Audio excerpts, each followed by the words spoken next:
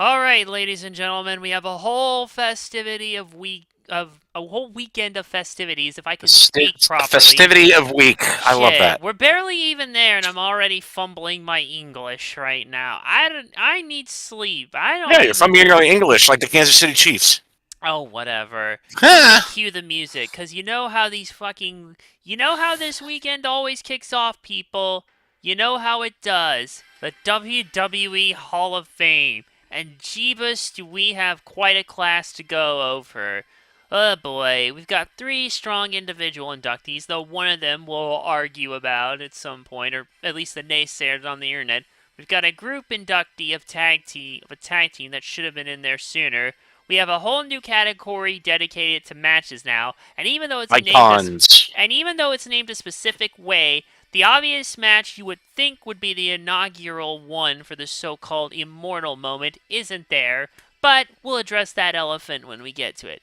And the Legacy Wing finally returns after being not having any new inductees since 2021, mind you, and they have you thinking to yourself, wait, shouldn't some of these guys have full bore inductions? I mean, if we look at the last 2021 Legacy inductees, we had Dick the Bruiser, Pistol Pez Whaley, Buzz Sawyer, Ethel Johnson, and Paul Boesch. Although that last one does actually have a personal connection to where I live, so that's beside the point. But anyways, we'll see when we get to these three nominees. There's no better time to start off than honoring those who paved the way for those who eventually, well, later make their mark in history. I'm Coffee Lover 239. With me, as always, is our resident John Moxley saying Steven, although not this John Moxley, might I add, but you You know get what? the idea. You know what? Don't even call me that anymore. Call me your resident fan, Swerve Strickland. Well, That's shit, that's at not my least for new. the How do you time jump from being. We Moxley to have to think of Strickland so something quickly? else. You realize that name has stuck for so long. Maybe I can do something with Yeah. the old name at this point. I don't know. I have to think about it. And our Destroyer of Taco Bell bathrooms. No, no, no. And our resident jokester, Quai Jam. Well, I'm the prognosticator, but I'm the most prestigious prognosticator of pro wrestling in a peculiar voice. But I'm just thinking about Dean. Hello there, everyone. You don't say, huh? You don't say. I bring the Well, context where it's needed. whatever you gonna do. Alright, let's just go ahead and stop the music, and what we're gonna do is we're gonna get to our first nomination, but oh shit, I'm gonna need his fucking themes as well, because this guy has been in the business for, a very long time, might I add. A very, very long time, so this is probably who we're gonna spend most of our nominations with here. Yes, I know that's not exactly leading into what you're thinking, but I promise you everything will make sense soon enough. Paul Levesque is our first nominee for this year's Hall of Fame class, aka one Hunter Hearst Helmsley, aka Triple H. And boy, did this guy ever have the biggest stacked career out of everyone, at least in this list. I mean, shit, man. When the people you grew up watching start getting nominated or inducted into the Hall of Fame, then you know you're getting old. But hey, I bet that's what happened when the people who grew up with Hogan and the like saw him get inducted. So now we get to know the feeling, people my age and maybe even a little older or younger, depending on how you look at it. So, how did we even get to here? Well, during an event at WWE's headquarters on January 29th, 2025, WWE Hall of Famer Shawn Michaels and The Undertaker made a surprise appearance to reveal WWE Chief Content Officer Triple H as the first inductee into the 2025 Hall of Fame. WWE then officially confirmed his induction. This makes Triple H a two-time inductee as he was previously inducted as part of D-Generation X in 2019. So, entire accolades, and there's a lot. Aside from the two-time inductee from 2019 as a member of D-Generation X, he's a nine-time WWF/WWE World Heavyweight Champion, five-time and inaugural World Heavyweight Champion, Need I remind you that belt was practically just awarded to him practically when the brand split happened and Brock went off to SmackDown and Triple H on Raw had nothing, so they just gave him the World Heavyweight Champion, and that was the start of the Reign of Terror, but yeah, I'm sure we'll get to that. He's also a 5-time WWF/WWE Intercontinental Champion, a 2-time WWF European Champion, 1-time WWE Tag Team Champion, a 2-time WWF World Tag Team Champion, 1997 King of the Ring winner after being poised to win it in 1996, but was unfortunately punished as a result of the curtain call, and well, Steve Austin won it, and we know what happened there. A 2-time Royal Rumble winner in 2002 and 2016, the latter of which was completely unnecessary, might I add. But we're just going to ignore that for now. And then a 3-time Slammy Award winner. Slammies even count. Hey, it's listed here, so I gotta read it. Okay, Hmm. so here's how it goes from the article here. The King of Kings will now live forever amongst WWE royalty. This article's straight from WWE.com, so yeah. Parentheses again. From his days as a Greenwich, Connecticut snob to his era-defining run as a co-founder of D-Generation X, from shepherding future main eventers Randy Orton and Batista towards WWE greatness and evolution, to leading WWE into a new era on Netflix with his unmatched creative vision. Well, it hasn't been all puppies and rainbows, but you know how it goes. Triple H hasn't just existed on the cutting edge. He's been the one sharpening the blade.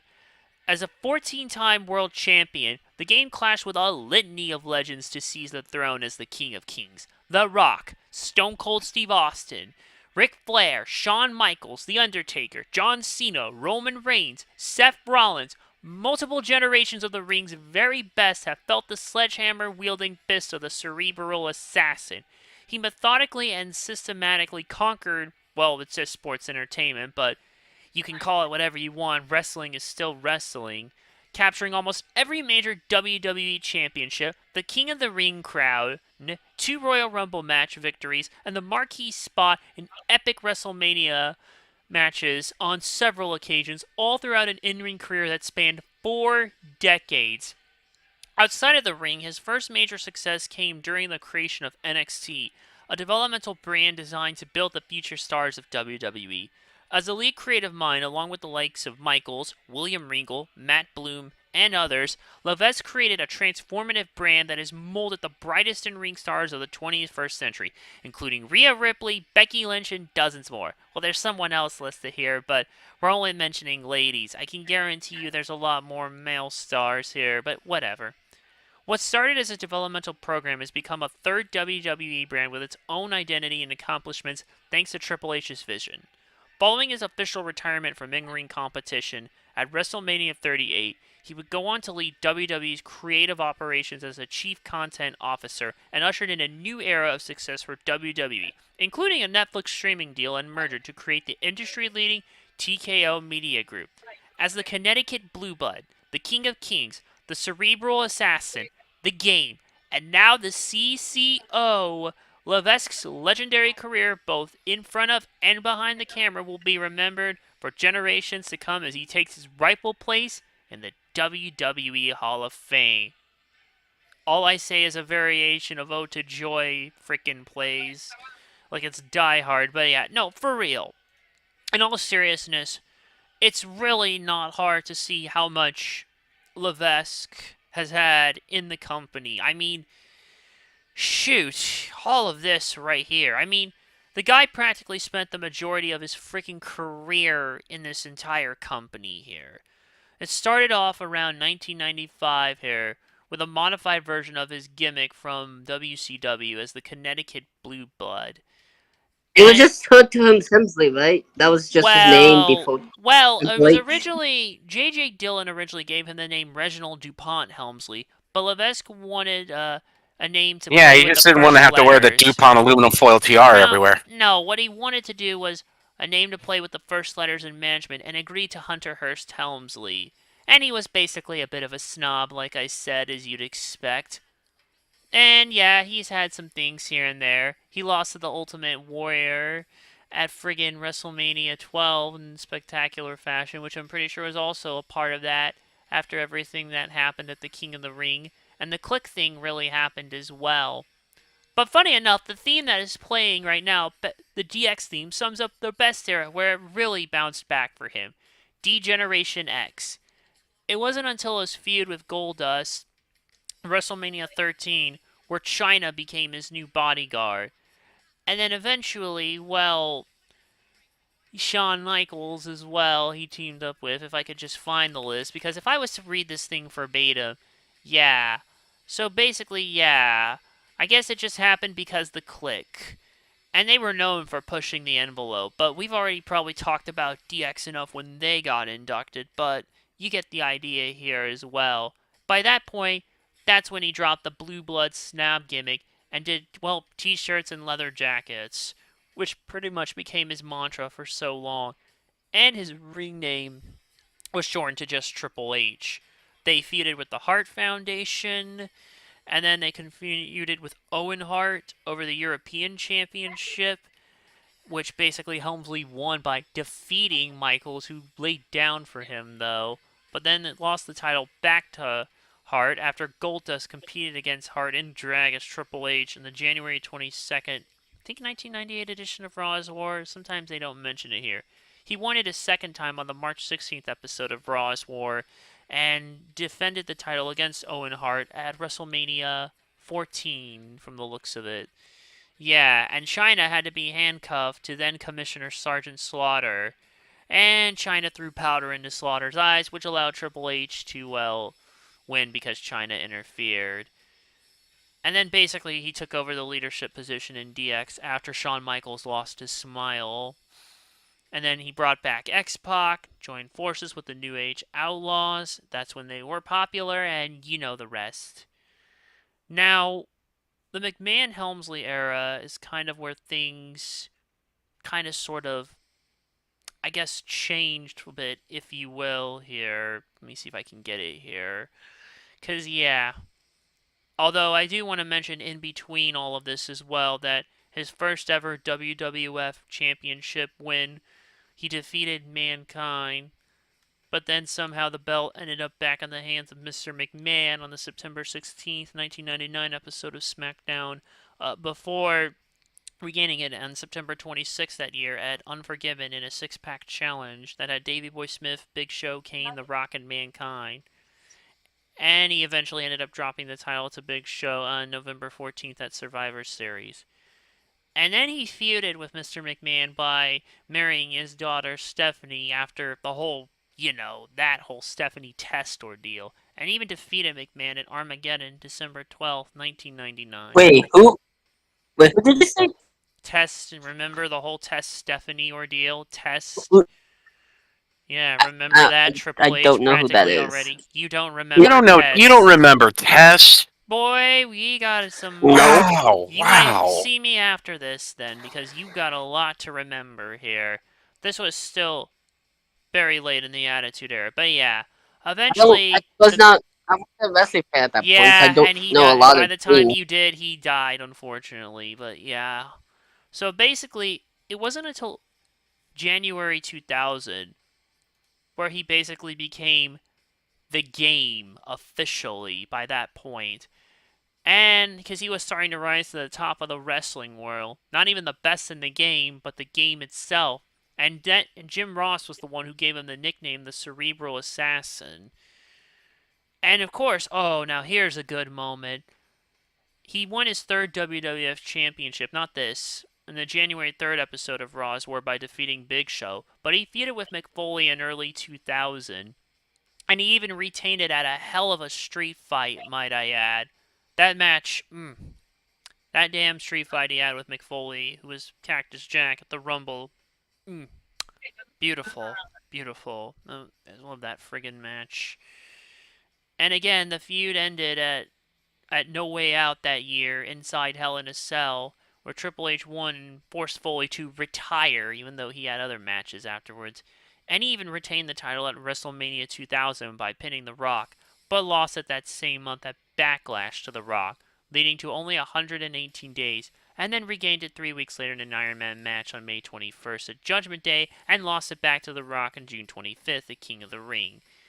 And then he feuded with Jericho, who upset Triple H by defeating him for the WWF Championship on the April 17th episode of Raw's War. But, oh crap, I am reading this verbatim. Yeah, feuded with Jericho here.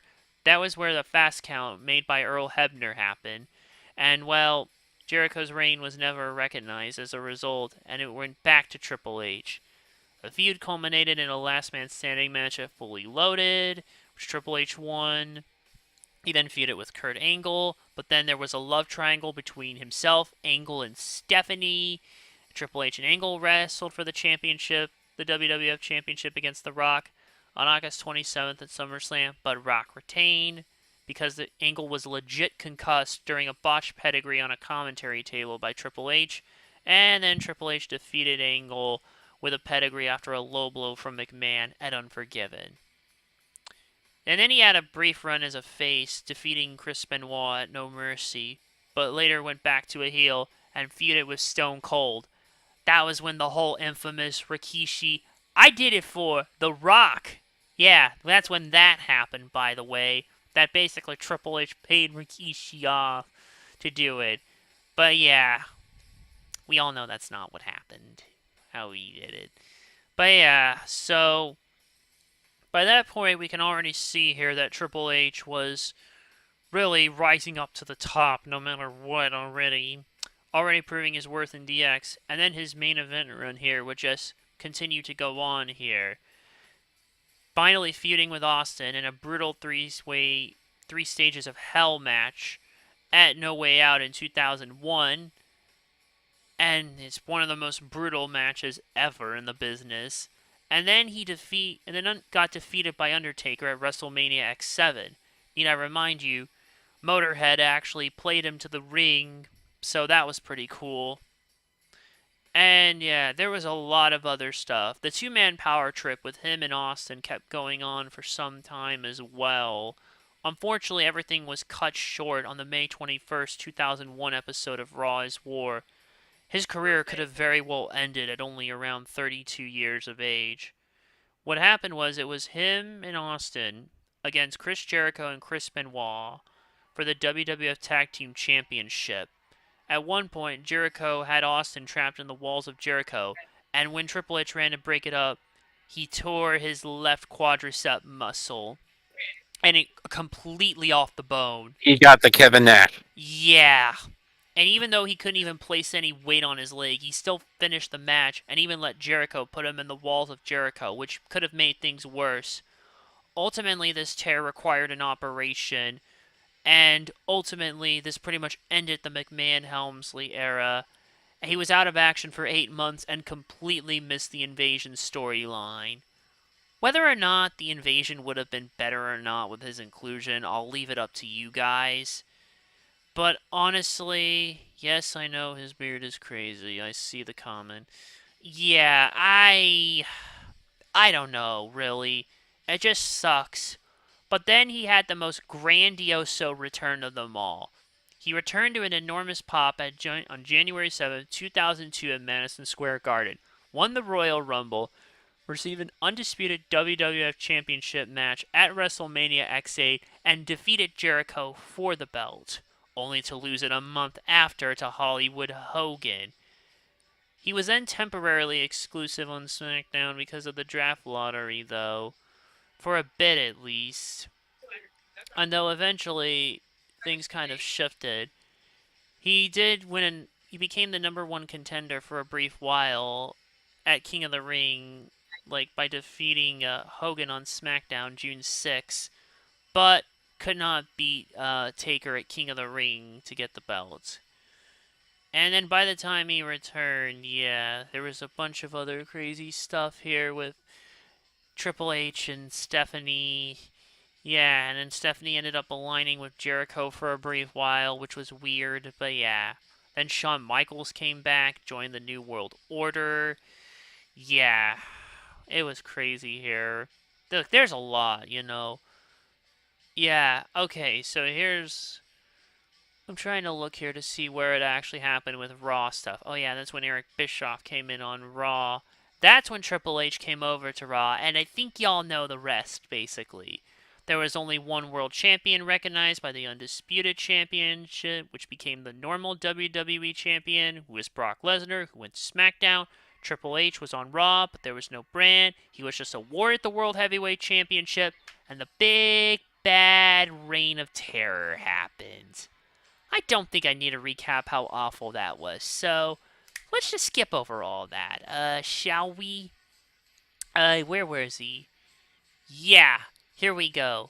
So, after all that craziness, basically, he took after that crazy reign of terror insanity, he took a bit of a hiatus, came back later in October of '05 here, after losing at WrestleMania 21.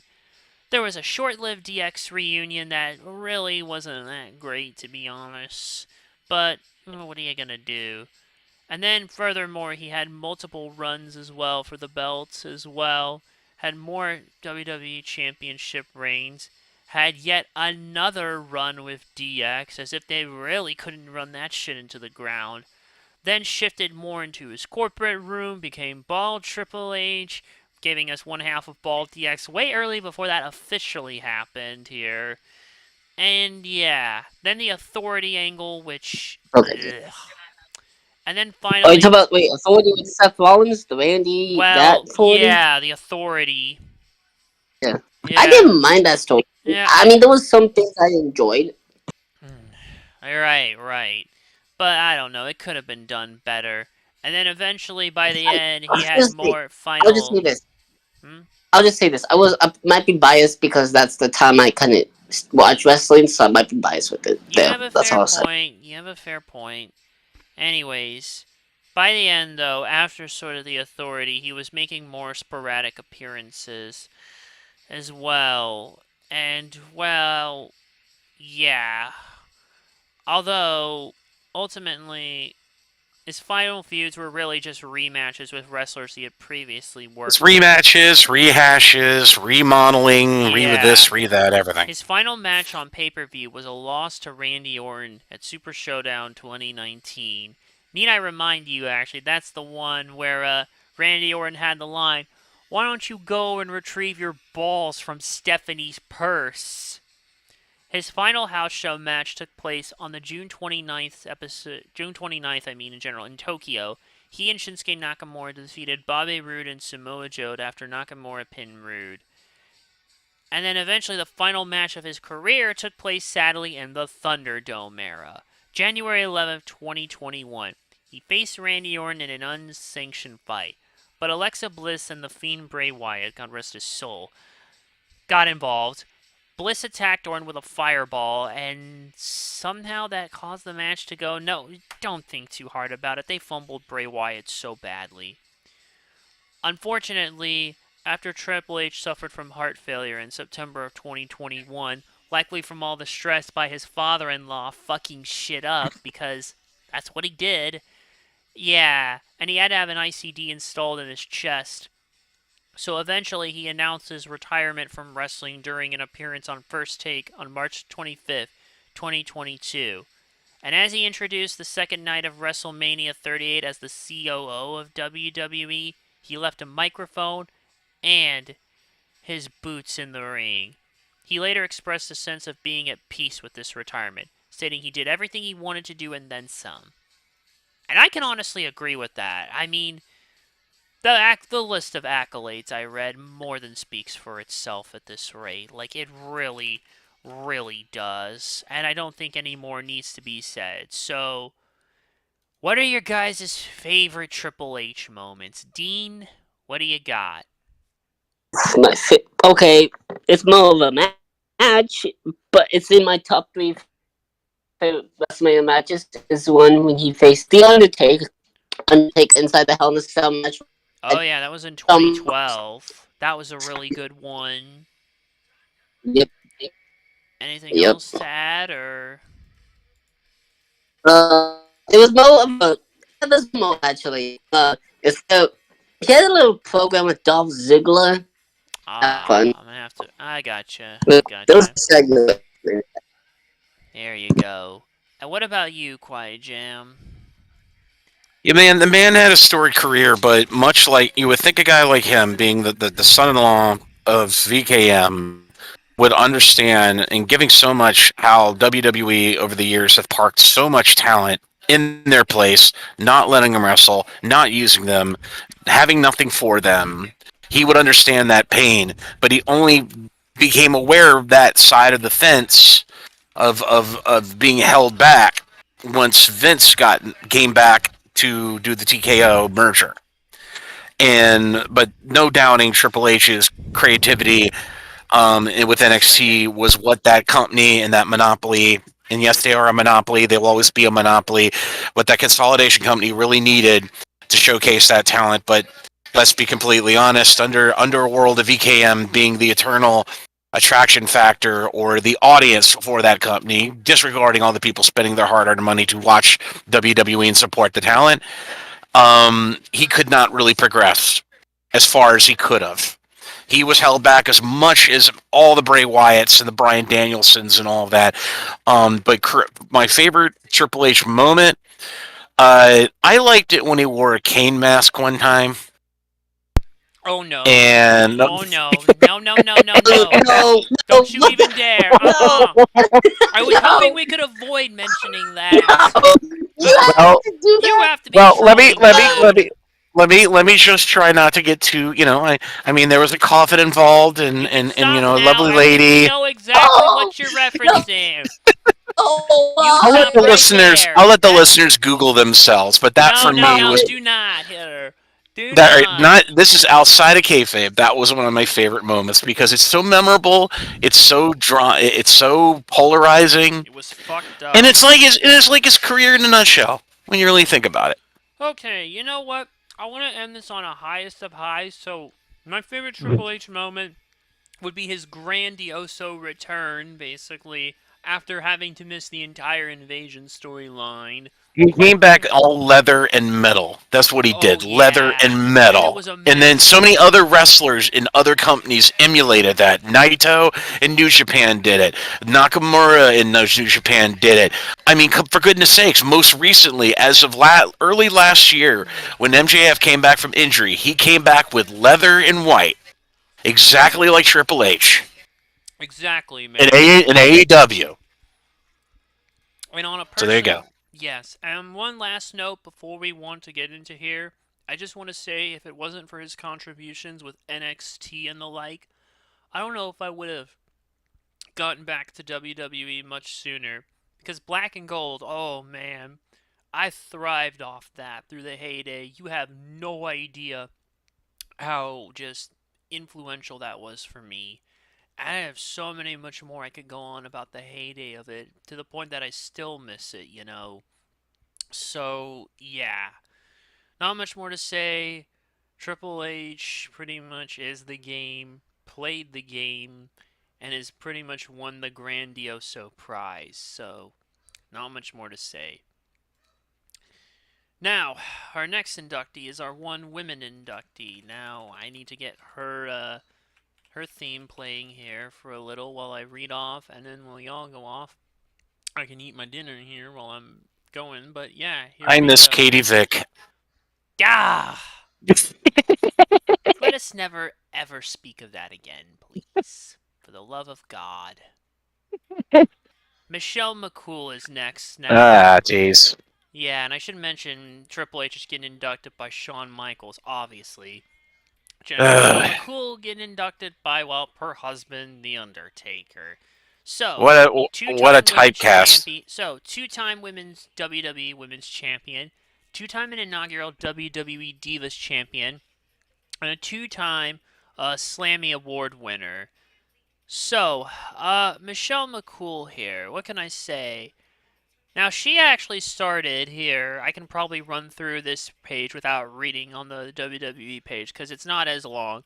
You might not realize her career only lasted about 6.5 years, about. But still, I mean, it is what So it their is. marriage. No, her marriage has lasted Wait, when did 15 she years. retire? She retired officially at Extreme Rules in 2011, but has had sporadic appearances since. But she actually Enough show. She was started. only there when I saw it for like a year.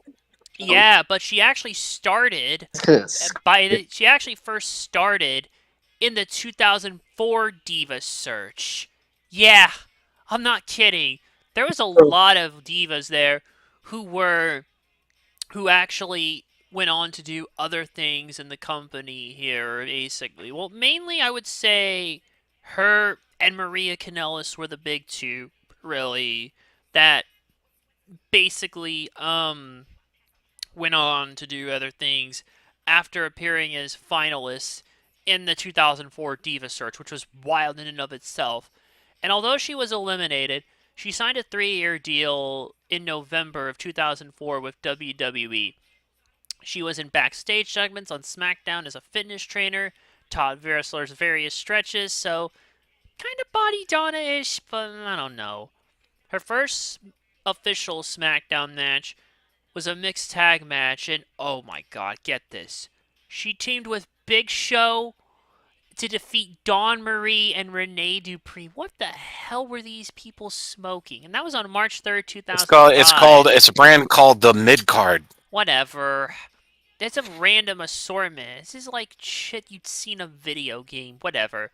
Her official singles debut match was on March 24 of that year, but lost to Dawn Marie.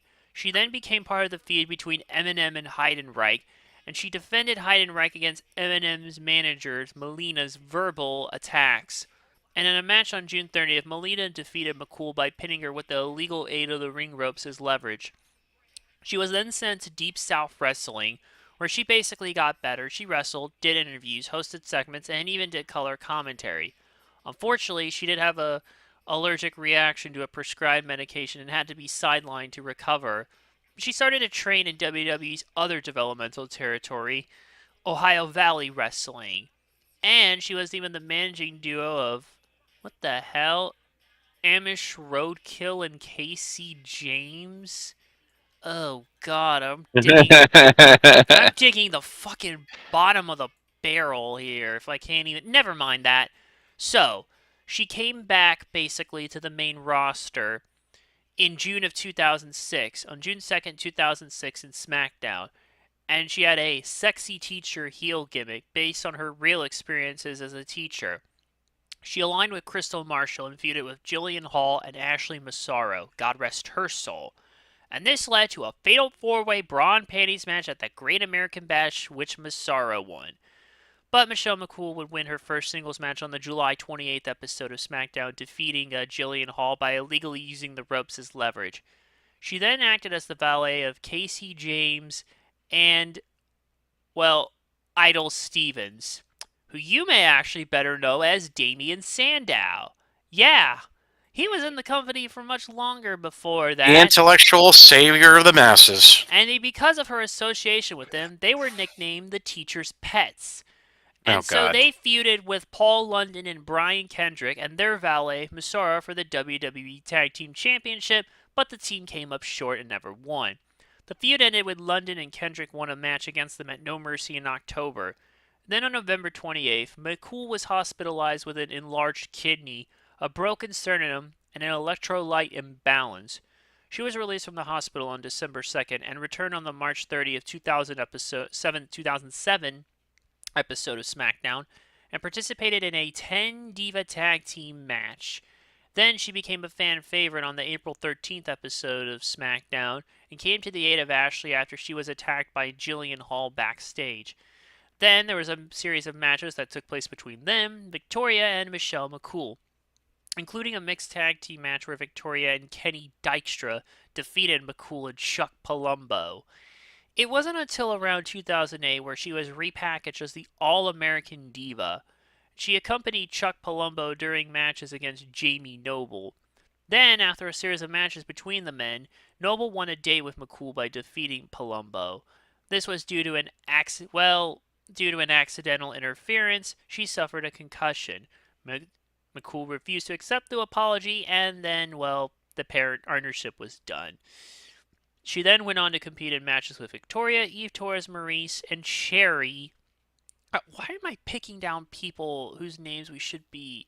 I don't know. To determine the SmackDown's top diva, and McCool won the title. And then finally, on the July 4th, 2008 episode of SmackDown, she won a Golden Dreams match to face Natalya for the WWE Divas Championship at the Great American Bash in 2008. And McCool actually won and became the inaugural Divas Championship, having successful defenses against Maurice and at Unforgiven against Mar- and and at Unforgiven in September, and against Maria in SmackDown in November. And on the December 26th episode of SmackDown, McCool finally lost it to Maurice. After the match, McCool turned heel by attacking Maria, the special guest referee in the match, and blamed her for the loss. She also attacked Eve Torres, resulting in Torres' debut match, which McCool won. McCool then defeated Gail Kim. Poor Gail Kim. On the May 22nd, 2009 taping of SmackDown to become the number one contender for the Women's Championship. And a month later at the Bash, McCool defeated Melina with the help from Alicia Fox to win her first Women's Championship. With her win, McCool became the first diva to have won both the Divas and the Women's Championship. And she retained against Melina in a rematch at Night of Champions in 2009, and a Lumberjill match on the October 2nd episode of SmackDown. And after this is when she teamed with Layla to form Lay Cool, which was a short-lived tag team that Very, started very off. short. Yeah, and it started off with quite a bang, though. A very a not nice bang, might I add. Hmm. Hmm. I know. What could it be, you ask? Hmm. I'll tell you what. A controversial feud with Mickey James. I think you know where this is going. Yeah, they made fun of her weight and called her a derogatory name, and well, it was terrible. Awful, awful, awful. This is the same company that would later do the Be a Star ordeal, so priorities are all mixed up. And this resulted in a 5-on-5 Survivor Series match at the 2009 Survivor Series team, which obviously James' team won. Mickey James then became the number one contender for the Women's Championship at TLC, but McCool retained because Layla interfered. Yeah, and just as a side note, McCool was never felt comfortable with the angle. Yeah, the whole Piggy James shit. But then again, Vince was probably like, if you don't call her a do along with it, you're fired. Yeah. Oh, God. I do a better, Vince. Oh, whatever. You're fire. I'm not even trying right now with this, but whatever. So McCool lost the Women's Championship to James at the Royal Rumble, but regained it on the February 26, 2010 episode of SmackDown, where special guest referee Vicky Guerrero interfered to become a two-time Women's Champion. On the April 23rd episode of SmackDown, McCool and Layla defeated Beth Phoenix and Mickey James and attacked Phoenix after the match. McCool lost the championship to Phoenix in an Extreme Makeover match at Extreme Rules. On the May 14th... Extreme makeover match. My God, too many words. That is what it is. The May 14th edition of SmackDown, McCool and Layla faced Phoenix in a Women's Championship 2-on-1 handicap match. Layla pinned Phoenix to win the championship. Despite Layla's win, McCool and Layla literally cut the Women's Championship in half, and the duo were unofficially referred to as co-champions. On the July 30th episode of SmackDown, McCool took Layla's place in her Women's Championship match against Tiffany, not Tiffany Stratton, just Tiffany, if you will, and defeated her and retained the title. Night of Champions, McCool defeated Melina to unify the Women's Championship and the Divas Championship, the first unified Divas Champion, and both McCool and Layla carried their own separate belts. At Survivor Series in 2010, where this is all going down, November 21st, she lost the Divas Championship when Natalya defeated McCool and Layla in a 2-on-1 handicap match. And at TLC that same year, McCool and Layla were defeated in the first Divas Tag Team Tables match by Natalya and Beth Phoenix. Laycool invoked their rematch clause in January of 2011, which led to a 2-on-1 handicap at the Royal Rumble, but it became a fatal four-way with the addition of Eve Torres, who won it all. And then on the April 8th episode of SmackDown, trouble was brewing between McCool and Layla after they were defeated by Beth Phoenix and Kelly Kelly because McCool avoided being tagged by Layla, signing a back injury. After more arguing and unsuccessful group therapy sessions in the following weeks, LayCool was no more. And then on the April 29th episode of SmackDown, they had a blow-off match that ended in a double countout after they began brawling. Where have I heard that before? And then the two had an actual no disqualification and no countout match at Extreme Rules 2011, with the loser leaving WWE. And well, McCool lost, and that was all she wrote. In reality, at the time when she was interviewed by the Sportster, she was just dealing with. She mentioned she was dealing with numerous injuries, including a torn MCL, and gave birth to her child the following year. This was actually explained in Lillian Garcia's Chasing Glory podcast as well. And she was dealing with so much again, just, well, being in a relationship with The Undertaker and why she was on TV. And even friggin' a writer literally threw up papers one day and said, why don't we just call it the Michelle McCool and Undertaker show? And she went to Vince on numerous occasions here, but he instead eventually didn't want to hate something she grew up loving so much, and the longer she stayed, the more she got a sour taste in the mouth. So that was it. Eventually, she did make some sporadic appearances, like in January of 2018, being a part of a segment involving women that contributed to the company's success on the Raw 25 Years special episode. During the following year, participated in the Women's Royal Rumble matches for 2018, 2022, and 2023, and even took part in the WWE Evolution pay-per-view, the first ever all-women's pay-per-view, by participating in a battle royale. And now, here we are. Look, I know there are some people who are going to say some other ladies should have been inducted before her. And I get that they should be inducted, period.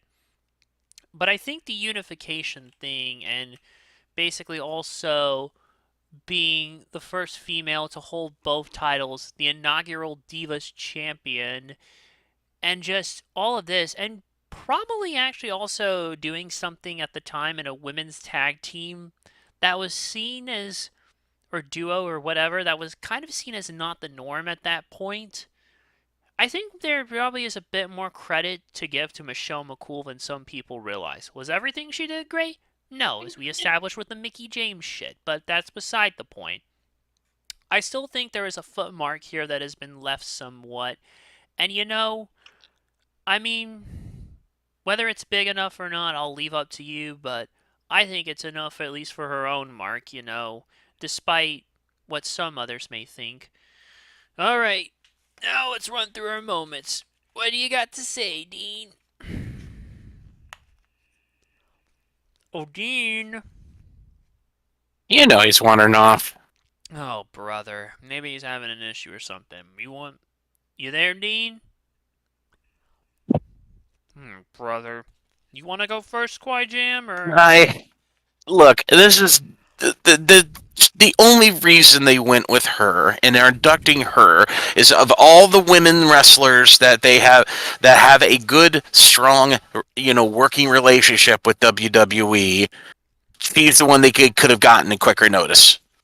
Her accolades are just absolutely forgettable. I'm sorry to say that, but half the times that she came back in those Royal Rumble appearances, as you aforementioned, nobody knew her. Nobody. Not one person in the live crowd popped when they saw her. Maybe three of the Generation X fans in the front row casuals may have known her, but nobody knew her. I think She's the only thing that people know her from currently right now is she's finagled her way into being a new judge on LFG, Hey, WWE's Undertaker gets what he LFG for wants. season 2. And her little brief appearances in the current first season, which is as forgettable as her career. And I'm sorry to be so demonstrative of her, but I mean, the Divas title was always and very offensive to me. It was offensive. It should have been offensive to all those female wrestlers.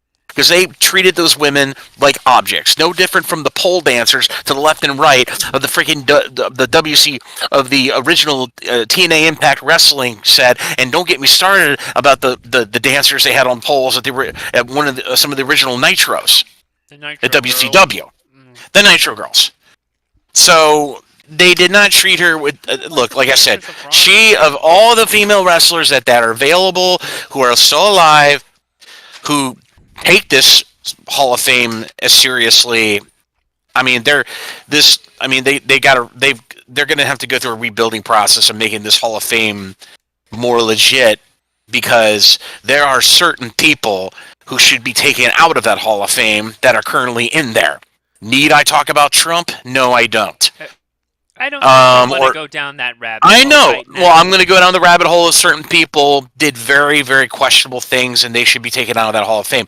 I can think of a way better woman who may have not been a wrestler, was there as a valet and was there during a major branching of WWF into the American mainstream. And that woman, and she was an amazing. Of course, I'm talking about Cyndi Lauper. I'm talking about Cyndi Lauper. Cyndi Lauper should go in. Yes, right. Yeah, she should be put in. She should have been put in instead of Michelle McCool. But obviously, Undertaker has a lot of stroke in the WWE, so the wife's going in first, and hopefully Cyndi Lauper will be in a future class where she would have more of an esteemed backlog of a story to tell, rather than Michelle McCool, going through being treated like an object into legitimate wrestler, and then making some appearances to contact high on their reality TV programming. But other than that, I can't not honestly think of any memorable Michelle McCool moment, and I wish I could do that, but I'm not a casual wrestling fan. Well, that's a shame. And I'm an old school wrestling fan. Well, and what you named off, her litany of her accolades, they're not even achievements. I'll say this for her. She did persevere in a time period where women's wrestling was not treated seriously and was just purely treated like a special attraction for a bunch of androgynous men. Let's put it that way. Well, that is one way of putting it. That's all I can say. That's the only positive thing I can say about her. Fair. But like I said, there are much more worthy women in this situation. But like I said, this is an off year for the Hall of Fame, so whatever. All right, are you back, Dean? No, he isn't. I have to ping him now on the thing here if he's not. Oh crap! Hey, I told you. Don't listen to me. Where is he? Well, I guess when you put it like that, it kind of makes it a little more downer. But I mean, well, it's not a downer. It's it's not a down. It's not a downer. To quote the wise man Paul Heyman. It's not a downer. It's a spoiler. All right, you there, Dean? Yeah, can you hear me now? Yeah. What do you got to say about Michelle McCool? I'll be honest, I wasn't there for all of it. All I remember is I still remember her final match. It was with her former tag team partner, right? Yeah, Layla. We talked about that and Lay Cool's breakup. I mean, all I remember is that pairing with they split the belts. It was all tearing half. That's all I really remember. Really, it's kind of wacky. If I had to pick something though, I guess her being the first and only unified Divas champion, because, well, she was the only one, so at least she'll have that and no one else will get it. Whether that's something to be proud about or not, nah. I don't know, we'll see. But now, oh boy, here's a big one here. I'm surprised that this guy has not gotten inducted sooner, actually. Well, I can give you an answer. I can give you a partial answer for that. And that is? 2 words, Miss Elizabeth. Oh. And that's why it took so long. Now, if once VKM got out of the picture in this company, then there was an opening. Now can we have the actual lady go in here? But, well, let's just address that another time. So, yes. Lex Luger. Well, what more can I really say about him that probably hasn't already been said? Recognized accolades: two-time WCW World Heavyweight Champion, two-time WCW World TV Champion, five-time and longest reigning NWA/WCW US Heavyweight Champion, three-time WCW World Tag Team Champion, co-winner of the 1994 Royal Rumble, the only time that ever happened, and a one-time Slammy Award winner. So, why don't I just read the accolades? Because this guy has had a very esteemed career.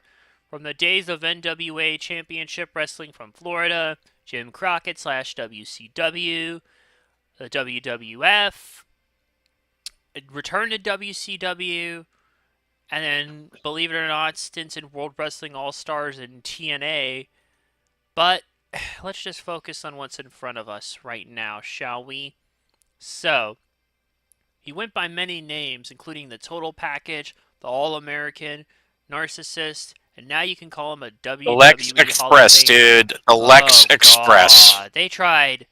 They tried so desperately, I should say. They tried to create an American British Bulldog They because the tried to British do the Bulldog. next. They basically wanted the next Hulk Hogan after everything. No, I'm thinking more British Bulldog, good, because I mean, British Bulldog was their biggest draw for their European market. fair if you want to think of it like that.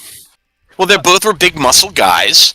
Their move sets were pretty limited, and it was just overall overpowering of an opponent, which was their main move set. So there you go. Right. But yeah. Anyways. Alright, with an incredible physique and an unrelenting motor, the former football pro player dominated the squared circle, holding the U.S. title for a record-setting 523 days. Excuse me. And even though he lost it, he later reclaimed it less than 2 months later and defended it for an additional 210 days before vacating it when he won the WCW World Championship for the first time. Then he landed in WWE to much fanfare, or WWF, and became less focused on his looks and more on his pride in America. And of course, this led to the famous July 4th, 1993 moment, where he slammed Yokozuna on the, deck of the USS Intrepid. Defending the honor of America all over the country in the Lex Express bus, Luger shared the winner's circle of the 1994 Royal Rumble match with Bret the Hitman Hart before joining forces with the British Bulldog to form the Allied Powers. Luger went back to God, the Allied Powers. Damn. Oh yeah, and you mentioned British I gotta go Bulldog. do things. All right, I'll be back here. another time. Bye. All right. So Luger went back to WCW in 1995 and helped ignite the Monday Night Wars. And his second stint in the company was highlighted by his second WC title win, defeating Hollywood Hogan. After a series of health setbacks following his retirement, he dedicated himself to improving his body and mind by working with Diamond Dallas Page. The news of Luger's Hall of Fame induction was broken to the legend by Cody Rhodes in a touching moment between the two generational stars, while a proud DDP looked on.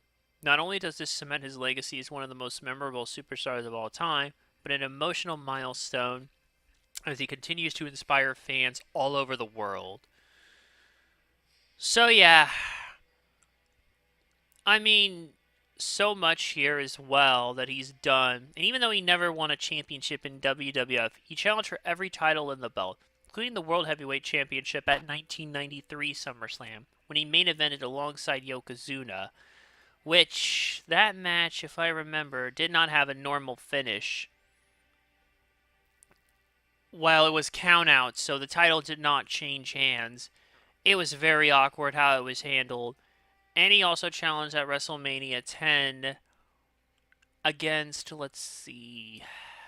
also against Yokozuna, but, disqualification happened and Mr. Perfect was the special guest referee.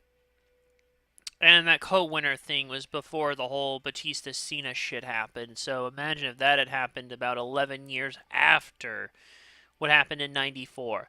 First, last, and only co-winner of a Rumble. There is something I want to mention, though. I don't really have much else to add since Luger was kind of before my time, if you will. But there is something I wanted to mention. because I don't know, because it's kind of a point of contention. Sting, because Lex Luger had actually teamed with Sting, actually, and even eventually feuded as well in other parts. And those two had been friends for a long, long time, practically throughout their days in Jim Crockett slash WCW. And of course, later on as well, in the later years of WCW, even if they weren't great. And he did express a desire to have Sting have induct him in, but unfortunately things were not able to be worked out, so Diamond Dallas Page was the second best. I don't have much else to say here because he was before my time. But seeing his story eventually play out in real life, despite all the hell he went through and may have indirectly caused, yeah. But hey, he's learned, he's trying what he gotta do, so I don't have much else to add. Do you have anything to add, Dean, or Dean? Oh, crap. I think we're having more connection problems. Somebody set up a fund for him to get a new mic so he doesn't have to keep using his phone mic. But no, I don't have anything to add. Can't Well, really. shoot. I don't really have much either. I guess the most memorable moments was slamming Yokozuna, the co-winner thing, celebrating like he won the friggin' title when he didn't, and he won by countout, so that didn't count. What are you gonna do? It is what it is. Mm. Ultimately, I think there is some mixed things about him, but I can't say this isn't entirely unwarranted, nor has it been coming. So, yeah. Hopefully, if Quietjam's back, we'll ask. And our tag team inductee. It's the Natural Disasters.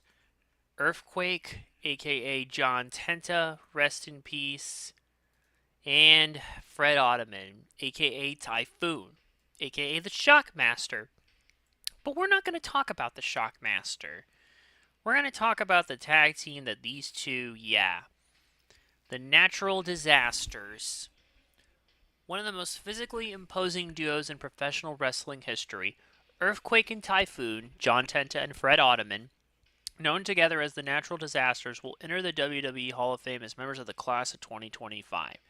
Typhoon joined forces with Earthquake in late 1990, and the pair ran roughshod over the WWE, or F at the time, due to their combined weight of nearly 900 pounds.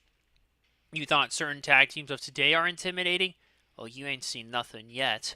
And they would go on to win the tag team titles and engage in epic showdowns with Money Inc., the Legion of Doom, and the Nasty Boys during their run as champions. A talented group with the in-ring acumen to complement their enormous size. The Natural Disasters were a vital piece in the growth of WWE to where it is today. They reigned supreme in an era full of incredible tag teams and even shared the ring with Andre the Giant. Considered a gentle giant by his peers outside of the ring, Earthquake was a former two-sport athlete as a wrestler and football player at Louisiana State University. He broke into the wrestling business in Japan where he was a decorated sumo champion to go along with a successful career in All Japan Pro Wrestling. He awed fans across the world with his incredible size and memorable rivalry with Hulk Hogan during a golden age of wrestling before sadly passing away in '06. Typhoon, meanwhile, came up in championship wrestling from Florida alongside fellow Hall of Famers Diamond Dallas Page and Dusty Rhodes. He became the promotion's heavyweight champion. Later married American Dream's sister and is the uncle of undisputed WWE champion Cody Rhodes. I had no idea about that. A larger-than-life pairing that changed the game regarding tag team wrestling. The Natural Disasters will be remembered forever for their collective destruction and indomitable fighting spirit as they take their place in the Hall of Fame this year. Yeah. So, accolades. One-time WWF Tag Team Champions. Oh. So yeah, I guess really that was kind of it basically here. Was their feud with the Legion of Doom. and then their face turn eventually, and then feud with Money Inc. And then they split and then Aftermath as well. So yeah, they feuded with Money Inc., Ted DiBiase and Erwin R. Shyster for the... Yeah, they feuded because, well, Jimmy Hart, their manager at the time, basically went behind their backs and got another shot, the Legion of Doom, a tag team title shot. And yeah, and ugh, this was during the Money Inc. feud. There's a lot, honestly, but the truth is, they're another one that's kind of before my time. However, with both of them in the position that they're in, the big men, I can understand. To be honest, I'm more familiar with some of their lesser solo antics. In the case of John Tenta, when he was a part of the Oddities as, well, Golga. God, revisiting that was crazy.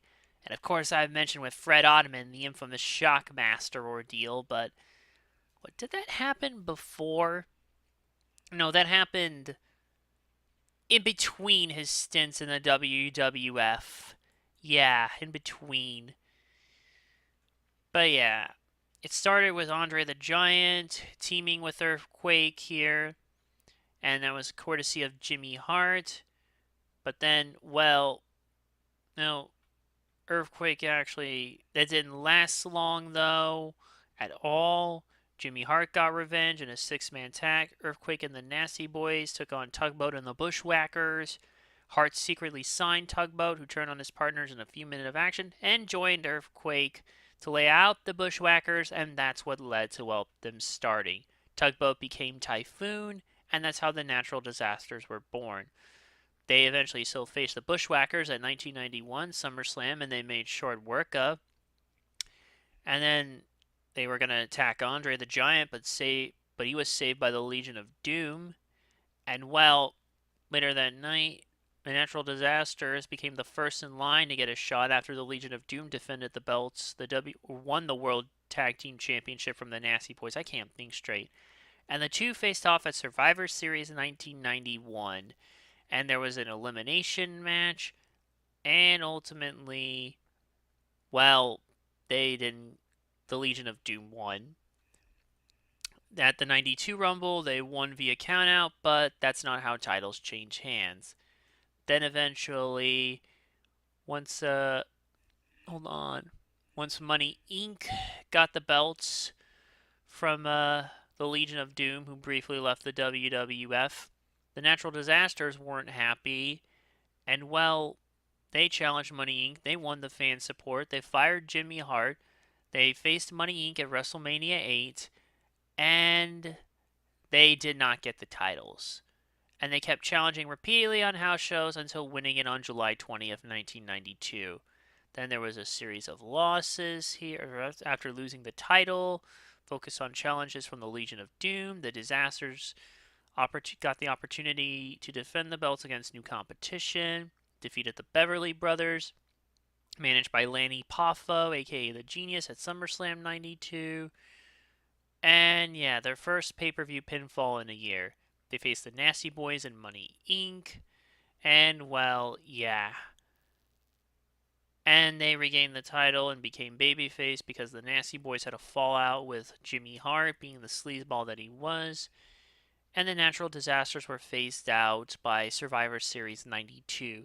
The two had a descent in the 1993 Royal Rumble, and after, well, Typhoon got eliminated, the Disasters feud never came to fruition because Earthquake left 1993. I don't have much more to say here. Do you, Dean? Nope, I do not. I figured as much. I had to pick a memorable moment. I don't know. It seems like they didn't have much here. It took them way more times to actually try to win the belt.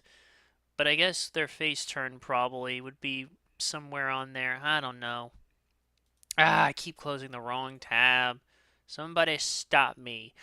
Oh, here we go. Now, here's something that you would not think they would actually do. This is the new thing they're doing.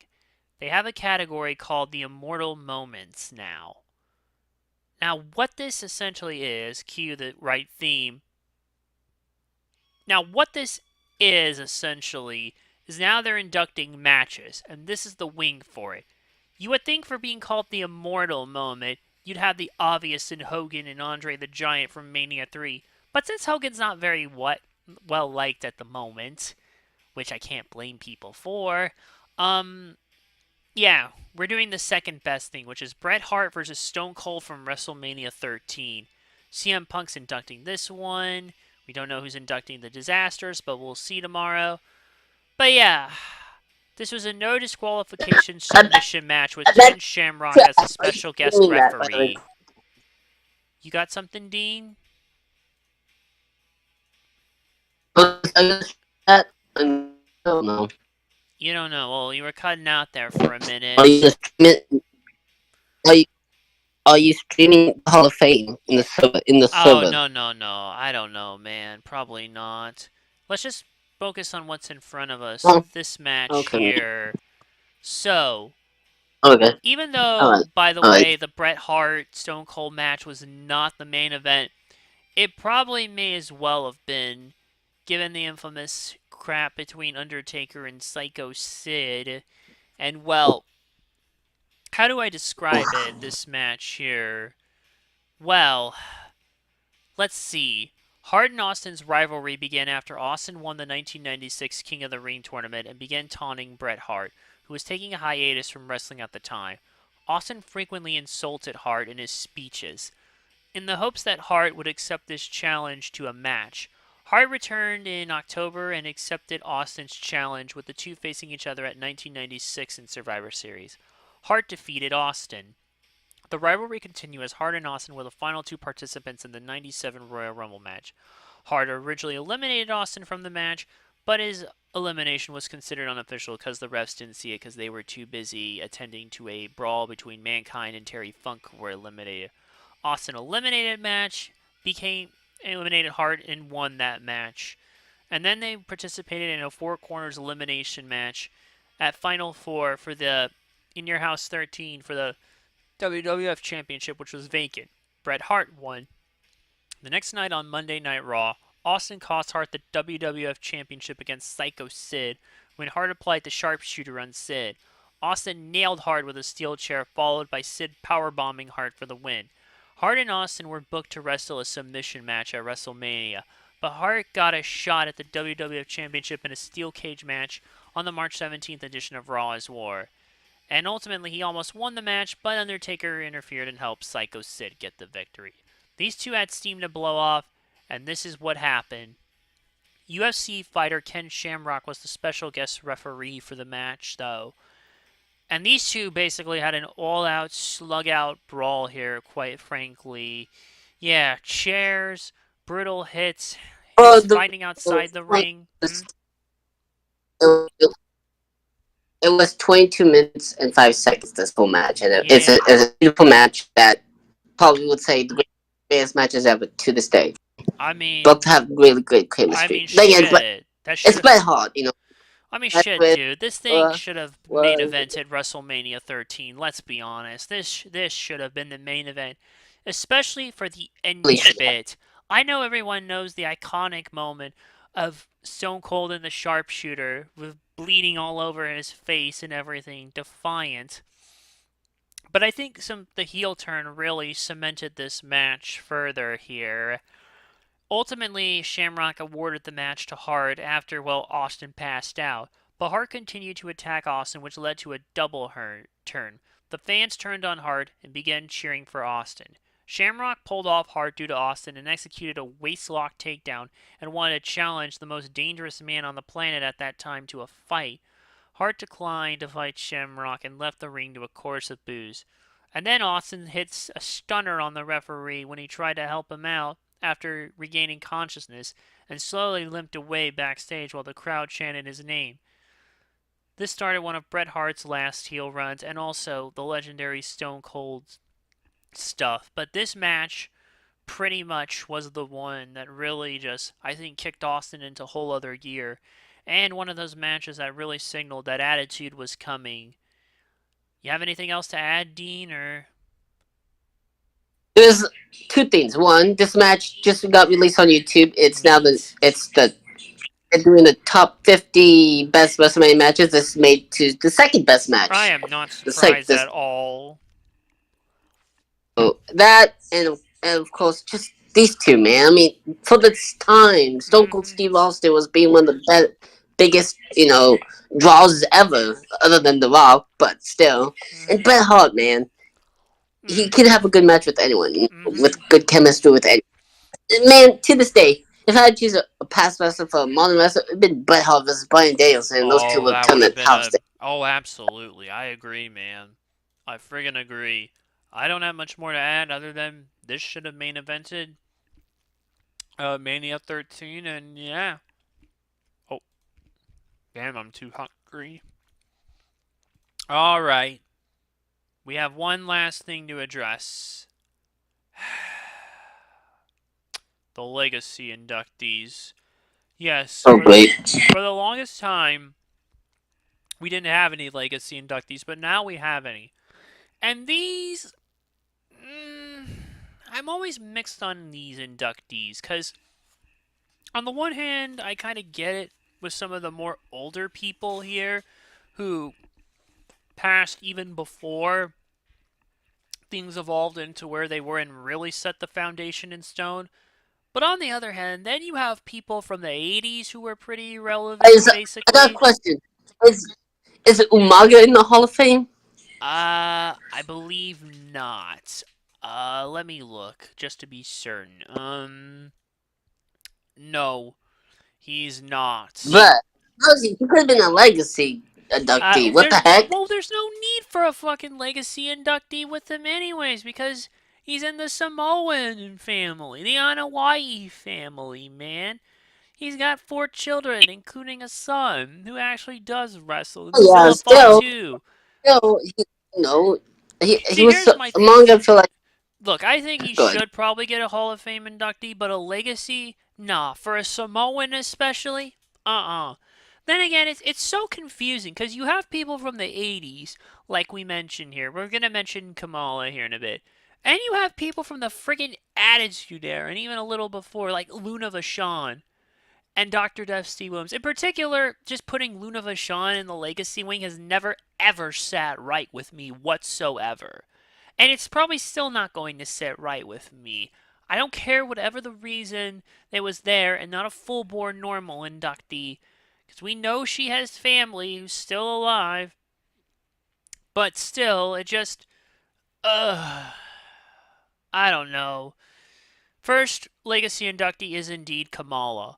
One-time AWA Southern Heavyweight Champion, ICW Southern Tag Team Champion, IWA US Heavyweight Champion, one-time IWA Tag Team Champion, NWA Mississippi Heavyweight Champion, NWA Tri-State US Tag Team Champion, Tri-State version, Southwest NWA Southwestern Heavyweight Champion, Northern Division, USWA Unified World Heavyweight Champion, and for feuding with, well, Hulk Hogan and Undertaker, which is especially why this one is kind of baffling, too, considering he had numerous runs in the WWF throughout the 80s, like between 1984 and 2006.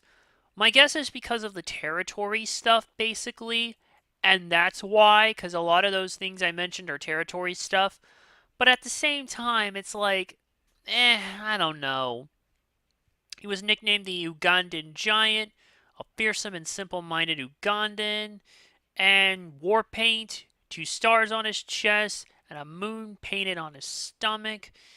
Yeah, he had a very memorable look as well. So let's see, yeah. Let's just run through all of these here because I don't think there's much more I can do.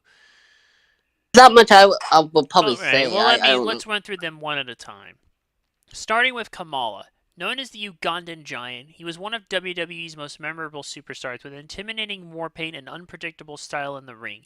He battled with the likes of Hogan and The Undertaker as a feared villain and endeared himself to the universe with a lovable innocence that showed the true heart of James Harris, a gentle giant under Kamala's mask.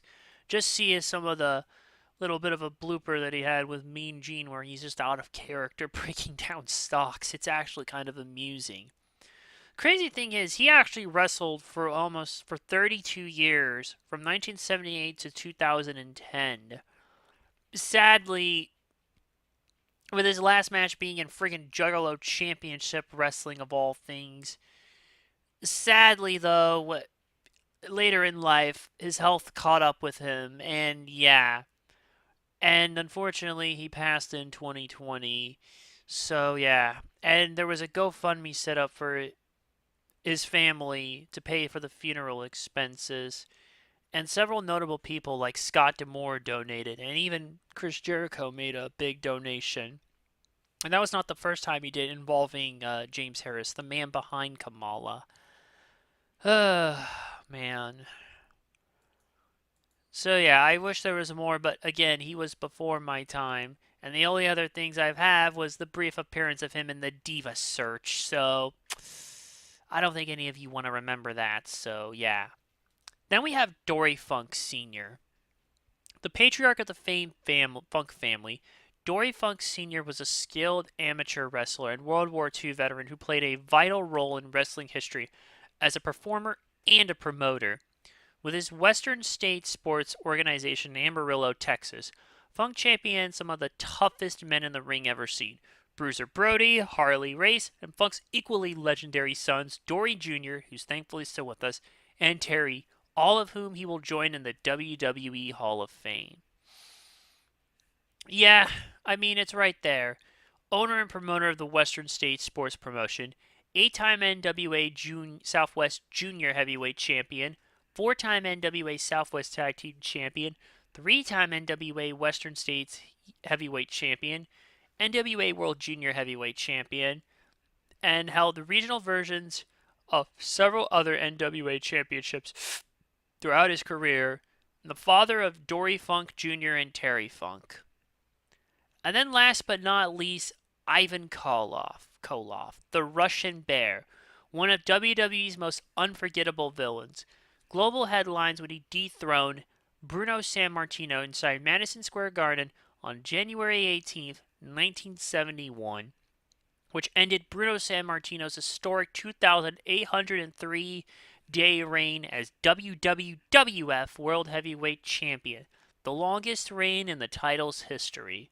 So yeah, one-time WWF World Heavyweight Champion, 3-time NWA Mid-Atlantic Heavyweight Champion, 3-time NWA World TV Champion, 1-time NWA Southern Heavyweight Champion, the Florida version, 7-time NWA Georgia Tag Team Champion, 5-time NWA Florida Tag Team Champion, 5-time NWA World Tag Team Champion, Mid-Atlantic version, NWA World Six-Man Tag Team Champion, two-time NWA US Tag Team Champion, Mid-Atlantic version, and the one-time NWA Mid-Atlantic Tag Team Champion. So there's a bit of a theme I think we're noticing for this, and that's basically guys who did a lot of territory work. And maybe in that regard, I can see them in the legacy side of things, since more of their work may have been territorial stuff outside of, well, Vince's playground for the time, if you will, McMahon land, if you will. And in that regard, I guess I could see it. Ultimately, it is what it is. I'm sure all three of these men deserve their place, but whether it should just be legacy, well, I don't know. I just feel like the terminology is a bit confusing and that maybe something should be reworded to be clear. What makes someone a legacy inductee? Like, if I search it up right now, what makes someone a WWE legacy inductee? Because if I try and find that there, yeah, exactly. Some important roles in wrestling history, but unfortunately, the thing with the legacy inductees, I feel like it's just a broad term on the whole. Like, it's so bizarre too. It's like an abbreviated inductee ordeal as well. You know, and this is the first time these type of inductees are, yeah. So yeah, and it's just, maybe they'll try and fix things, but I don't know. Like I said here, they don't feel are marketable names to the modern audience to put into their actual Hall of Fame, says Dave Meltzer, who I know is not. Yeah, but hey, maybe there's a point. And Jim Cornette has even criticized the fact that recognizable names like Jim Londos or El Santo were part of the video package. And previously, inductees were not announced before the ceremonies, and the family members of Bruiser Brody and Ethel Johnson in particular were none too happy with this. While the Legacy Wing was discontinued in 2021, it seems they've decided to bring it back for whatever reason, but now announce the inductees beforehand. You have anything else, Dean? Because I'm spent. Not really. Let's just close it down here. I am friggin' spent. Well, we've got some good names. Maybe some names that some people are going to argue the merits about, but you know what? It is what it is. There's always been like this, I guess. Even way, way back. Ultimately, these people are going to get their recognition, their proper due, and we're going to remember a match that should have, yeah, you know. Thank you, Dean. Thank Kwai Jam next time I see him, which will probably be tomorrow. Ugh. You know what tomorrow is, right? Yep, the stand limit. Oh, not just that. Oh, We got a big ass 2-for-1 bargain tomorrow. And a I'm clearance on excited. WrestleMania weekend matches. Everything I'm must excited. go. Oh, I know you're Yep. excited. I just wish more people were, but what are you gonna do? I think this is gonna be a good show. There's some things maybe could have been better at the story, but I'm still Uh, very hyped. yeah. Plus amazing. Yeah, It's man. Triple H. Yeah. I'm gonna go recover right now and finish dinner before I go off to bed. So take care of yourselves and each other. Thanks for watching. Good night. Please be kind to each other and Oh, there's hey, one thing I want to say. calm down. One thing I want to say. Yeah? It's been 5 years I've been on this podcast. By the way, 5 years I've been on this podcast. It's Jesus, man. Has it really been 5 years? was the pandemic. Pandemic Shit, WrestleMania. So man. Wow. Alright, just take care, and we'll see you back tomorrow. So, see you then. yeah. See ya.